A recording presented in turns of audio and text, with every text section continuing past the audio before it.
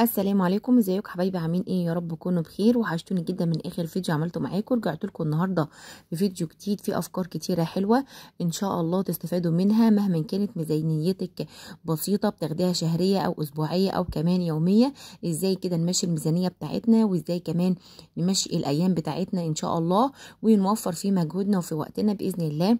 بس لو انت اختي حبيبتي اول مره تشوفيني، اتمنى تاخدي فكره كده عن القناه بتاعتي، ولو عجبتك اتمنى تشتركي في القناه وتفعلي زر الجرس عشان يوصلك كل جديد من وصفاتي. ولو انت اختي من متابعيني اتمنى ما تنسيش اللايك وكمان الكومنت الحلو منكم باذن الله. ان شاء الله الفيديوهات بتاعتي تعجبكم. اول حاجه كده نسمي الله ونصلي على الرسول، ويلا بينا نبدا على طول. اول حاجه كده انا نزلت السوق، فانا لقيت في السوق الخوخ ده كان العيال طالبينه مني، فجبته كده. جبت الكيلو ب25 جنيه، وجبت كمان البرتقان ده كيلو وربع ب10، وجبت الباذنجان ده ب10 جنيه. انا قبل ما انزل اصلا السوق فتحت التلاجة كده، شفت ايه اللي موجود عندي، ايه الخضار اللي موجود اقدر اكمل بيه او اجيب من الاساس اصلا خضار للوصفه بتاعت النهارده. فانا لقيت عندي بعض الحاجات اللي موجوده في التلاجة كده، فانا قلت خلاص اعمل اكله النهارده، وكنت محتاجه اكمل بيه البتنجان ده. غسلت طبعا البرتقان كده والخوخ بميه الاول، وبعدين بميه بخل. وعندي كده فرشه من بتاعه غسل الفواكه ديت، مخليها متخصصه كده لغسل الفواكه، عشان خاطر بتبقى في اتربه كده ماسكه في قلب البرتقانه او الخوخ، فبنضف بيها كده الخوخ بتاعي. بعد كده بقى جبت البتنجان بتاعي وبدات كده اقطع العنق بتاعه، وبعدين ركنت الخضار بتاعي على جنب. وفي حله على النار جبت كده معلقه كبيره كده من السمنه، او معلقه من السمنه على الزبده، وكان عندي نص بطايه كده. بدات اشوح البطايه ديت في السمنه بالزيت ديت، هديها صدمه كده بس اقفل المسام بتاعتها. نزلت عليها كده بورق لور وحبهان، وكمان بصلايه متقطعه صغير، وجزريه متقطعه صغير، وكمان كان عندي كده مكعب من مرق الدجاج الاقتصاديه اللي كنت عاملاها معاكم قبل كده. ده حطيته كده وزودت عليها شفشقين كده من الميه، وبعدين غطيتهم وسبتهم على نار يستووا. بعد كده بقى كان عندي هنا اصلا انا في التلاجة كان عندي كيلو من الكوسه كده، كنت جايباه علشان اعمله اطبخه كده. وبعدين جيت لقيت ولادي مش عايزين ياكلوا طبيخ، فانا قلت خلاص اعمله محشي، بس ما كانش عندي بقى يكفي المحشي. فنزلت جبت الكيلو البتنجان ده اكمل بيه. طبعا نضفت كده الكوسه، غسلتها، وبعدين بدات كده انا اشيل منها الراس بتاعتها كده، وبعدين هبدا دلوقتي اورها. انا قورت معاكم وعملت معاكم المحشي قبل كده كتير، لكن النهارده احنا بنعمل اعاده تدوير للحاجات اللي موجوده عندنا. مثلا كان عندي الكوسه ديت في موجوده في التلاجة، وكنت عايزه اعملها طبيخ، فولادي ما رضيوش، فقلت خلاص اعملها لهم محشي، فكملت بالبدنجان. كان عندي برضو في التلاجة كنت انا عامله محشي قبل كده، وكان متفضل الطبق الرز كده الخلطه ده في الفريزر، فطلعته كده على ما علقت على الزفر. وكمان قورت الكوسه والبدنجان كان فك معايا، هزود عليه برضو شويه كده من الخلطه، اعمل مثلا كوبايه رز كده، ونلم الحاجات اللي موجوده عندنا في التلاجة وفي الفريزر. بعد كده بقى جبت حوالي 3-4 طماطمات كده وضربتهم في الخلاط، وبعدين في حله على النار نزلت كده بمعلقتين 2 من الزيت، وكمان قطعه من السمنه، وبعدين نزلت عليهم ببصلايه متوسطه هقطعها صغير. انا النهارده هعمل خلطه حبه صغيرين، يعني هعمل حوالي الكوبايه ونص من الرز كده، الكوبايه ربع كيلو ونص، كمان نص الكوبايه، علشان خاطر هو كيلو كوسه بس وكيلو بدنجان، فمش هياخد معايا رز كتير، وانا عندي طبيعي طبق من الرز، فانا عايزه الم الرز بتاعي والم ده ما يبقاش عندي رز تاني. بعد ما البصلايه دبلت معايا كده نزلت عليها بالطماطم بتاعتي. لو انت عندك صلصه من المعلبه اللي احنا بنبقى نعملها دي ونعينها في الاكياس في الفريزر جاهزه مفيش مشكله خالص. بعد كده نزلت كمان بنص معلقه من الفلفل الاسمر، نص معلقه من السبع بهارات، نص معلقه من الكمون او الكزبره لو انت عندك. البهارات طبعا ديت اختياري اللي موجوده عندك. بعد كده بقى نزلت كمان بقرن فلفل كده حامي، قطعته كده صغير في قلب الطماطم بتاعتي كده بالبصل، بيدي طعم جميل جدا. ولو انت عندك هريسه الشطه اللي احنا كنا عاملينها معاكم قبل كده تقدري تحطي معلقه، بس انا للاسف كانت خلصت من عندي فاستبدلتها بالقرن الفلفل الحامي ده. هسيبها بقى كلها كده تستبك مع بعضها لحد ما تبدا تتاثر خالص، وبعدين هنزل بالرز بتاعي، رز مصري عادي خالص، غسلته كده وصفيته، هشوحه كده تشويحتين. وبعدين هضيف عليه الرز اللي انا كنت مطلعاه من الفريزر، اللي هو كان باقي عندي قبل كده، بيطلع زي الفريش بالظبط الطازه، ما فيهوش اي حاجه خالص. احنا بس كده بنقلبه على بعضه وبنسخنه. وبعدين هنبدا دلوقتي ننزل عليه عندي هنا ربطتين 2 من الخضره، تقدري تستخدمي شبت وبقدونس، كزبره وشبت، او ال3 مع بعض اللي يريحك. بعد كده بقى فضيت الرز كده في طبق كبير، وبعدين هبدا احشي المحشي بتاعي. انا كنت حاطه قرنين كده فلفل، قرن فلفل وقرن شطه كده، بيدوا طعم ونكهه حلوه جدا للمحشي.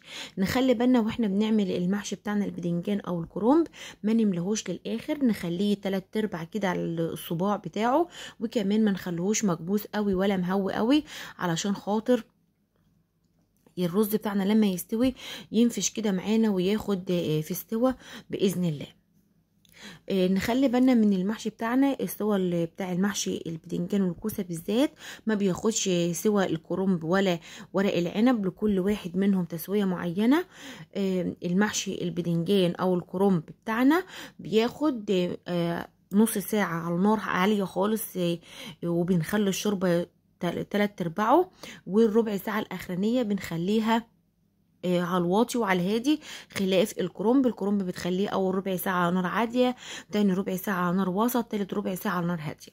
هخلص بقى الكميه كلها كده بتاعت المحشي. بعد كده كانت البطه بتاعتي بقى دخلت على سوا معايا، فحطيت لها كده معلقه من الملح، وبعدين ظبطت كده الملح بتاعها، شفتها لو عايزه محتاجه اضيف لها، مش عايزه خلاص. وبعدين دلوقتي هنبدا بقى نزيد المحشي بتاعنا، وزي ما قلت لكم المحشي بتاعنا ده بياخد درجه حراره عاليه اول نص ساعه، وربع ساعه الاخرانيه بتحتاج نار هاديه. لو احنا رتبنا نفسنا كده ان شاء الله من اول يومنا ان شاء الله، سمينا كده الله وبدانا يومنا باول حاجه كده انا عملتها معاكم. بدات كده بالغسيل، وعلى ما الغسيل الهدوم كانت غسلت في الغساله، كنت خلاص بدات غسلت فاكهتي، وبعدين بدات اقور الكوسه والبدنجان، وبعدين عملت الخلطه، علقت على الزفر يستوي على ما انا عملت الكوسه والبدنجان قورتهم. فبنبص نلاقي على ما احنا بنسيب حاجه بتستوي وبنعمل حاجه تانية، نبص تلاقي نفسنا خلصنا، واقل وقت واقل مجهود كنا طلعنا مع بعض. بعد كده بقى هنبدأ نعمل طبق حلويات كده للأولاد، علشان خاطر احنا في امتحانات وعايزين نزود كده النشاط عندهم وكمان نسبة التركيز. كان عندي هنا عندي كده صينيه، الصينيه ديت اكبر مقاس في الصينيه اللي هي المدوره. بدات كده احط فيها مع حوالي 3-4 معالق من السمنه. انا عندي السمنه ديت 150 جرام، للنص كيلو من الجلاش او الكنافه بياخد 150 جرام من السمنه. وانا كان عندي الجلاش ده كان في الفريزر، كنت جايباه يعني بصراحه في شهر رمضان، وباقي عندي من شهر رمضان كده، فلقيته اتفتت كده واتكسر زي ما انتم شايفين كده. فانا قلت هعمله بالطريقه ديت، طريقة جميلة جدا، وكمان مش هنعمله شربات ولا اي حاجة خالص، هنعمله بطريقه جميله جدا تخلي الاطفال بتاعنا والكبار كلهم ياكلوه بالف هنا وشفا. عندي كده بقى بقيه السمنه هبدا ارشرشها كده على الجلاش بعد ما انا قطعته كده بالمقص، تقدر تقطعيه بالمقص او تقطعيه بايديكي. وبعدين هنبدا نقلب السمنه كده في الجلاش زي ما تكوني بتعملي كنافه كده. هنحط كميه السمنه كلها، الكميه دي مش كتيره ولا اي حاجه خالص، الكميه دي مظبوطه. وبعدين هندخله الفرن على درجه حراره 180، عرفه في النص لحد ما يتحمص ويخرج معانا باذن الله ويبقى لونه ذهبي. بعد كده بقى انا عندي هنا على ما يتحمر معايا عندي كوبايتين من اللبن المغلي، حطيت عليهم كيس من الفانيليا، وحطيت عليهم كيس من الكريم كراميل. هنشيل اللي هو الكريم كراميل البني، وهنحط اللي هو البودر بس، وهننزل على الكريم كراميل ده بحوالي 3 معالق او 4 معالق من السكر. لو انت بتحبي الحاجه مسكره قوي حط 4 معالق، لو انت بتحبيها مظبوطه زي او مايله لسكرها خفيف يعني حط 3 معالق بس.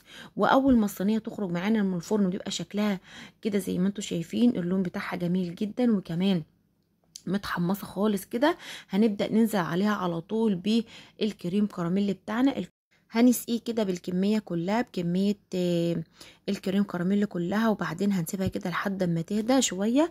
وبعدين هنبدا باذن الله نقطعها ونقدمها بالف هنا وشفا. على فكره الصينيه دي بتتقدم وهي دافيه، ما بتتقدمش مثلا، ما ينفعش تعمليها النهارده وتاكليها بكره، لان الكريم كراميل اللي بيبقى فيها ناشف خالص وما بقاش ليه اي اثر، وبتحسي انها ناشفه كده وطعمها مش حلو قوي.